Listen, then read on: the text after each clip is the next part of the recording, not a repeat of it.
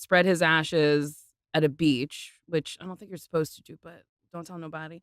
And it was my sister, my grandmother, and me, and we were like, who's gonna spread it? And I was like, I'll just fucking do it. And then I like opened the lid and then threw the ashes, and a gust of wind came as my mouth was open. Oh. And I don't think I've ever seen my grandmother laugh harder at that moment. So your dad went down your throat. Yeah. Wow. I deep throated my dad. Oh, Jesus. I mean, you set it up. Maybe that's why you don't want to shake hands. That's a lot. Yeah. So I think, yeah, when tragedy arises, there's also like comedy. Like me and my sister used to say like the darkest shit to each other and make each other laugh. And when I first started doing stand-up, a couple of my jokes were about dead parents, but I was also like 25 when I started doing stand-up. So like it wasn't relatable. People were like, my parents are still living. This is sad. You're really bringing us down. So yeah. How many times does it take to actually put yourself out there to become comfortable on stage telling jokes? I think it's different for everybody because there is a lot of people who are confidently bad and keep getting up and like, I don't know, you'll like come across it on Instagram. Sometimes you're like, wow, this person has a lot of clips of them being very bad. And they're like, not only did they get up, they taped themselves and then edited it and then put it up for more people to see. And it's not good. I came across profile. I don't know anything about comedy like that. I don't know. I was like, this isn't funny. Do you know who I'm talking about? I do. It's just not funny. You know, everything's not for everybody. But did it become funny Do you later? think it's funny? Or am I missing something? I don't think you're missing anything. Okay. That's a nice I way just to wanna make say, sure. no, it's not funny. But everything isn't for everybody. But like there are universal themes where you're like, oh, this person, I can see why they're funny. Yeah. There's people where I'm like, I don't find your material funny, but I can see how other people find you funny. You're just not for me. But like sometimes there's a person where you're like, I don't get any of it. Yeah. I simply don't.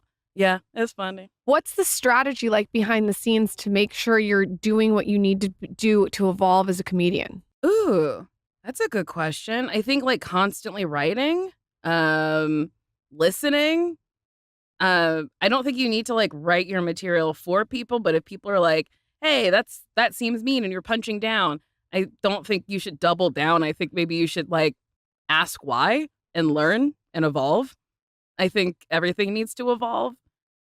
And I think you can joke about anything as long as you have a perspective that's unique and that people haven't heard. When you think about punching down, like what do you think an example of punching down is? Or like maybe give me one. I think punching down is like talking about marginalized people when you don't have any experience with it, when you just like have a thought and it's like, well, why are you even thinking about it? Why? Why do you feel the need to say this? Like what is your hot take and is it different than everybody else's? Or if someone's just being mean to be mean. Yeah. You know what I mean? And it's like, it lacks couth. I don't know. You know what I agree. mean? Yeah. When it doesn't have that finesse. Because that's what I think's so good about the best comedians is there's a finesse. Mm-hmm. You know what I mean? And Yeah. some of them just don't have it, like the one I just mentioned. Well, I think the best comedy is the stuff that Yikes. gets you to think about real serious issues by first making you laugh about it, but then making you think about it later in Yeah. a weird way. Maybe it doesn't have to be so much later, but it's just like something where it's like, oh, that's funny, but it's also like there's some truth to that. Yeah, I think so. I think, yeah, there's truth in comedy and it's like, if you're just talking about, I don't know, but also I love silly shit that's about nothing.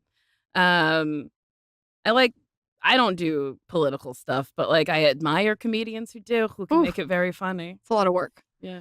Why did you decide to write The Fat Girl's Guide to Being Brave and Not Dejected?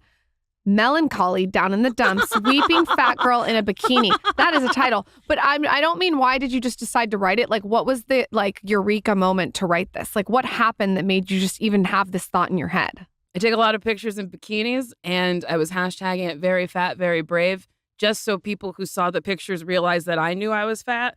Because sometimes people in comments go, hey, you're fat. And I go, oh, yes. Like, I don't really get it because I have a mirror and like I walk past a lot of windows every day. So like I know.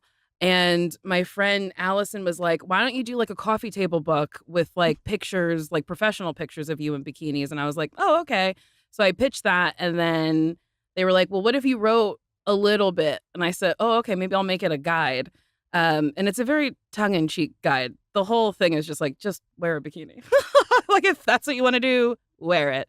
But all of, like, there's little captions and stuff, and it was a labor of love. It's dumb.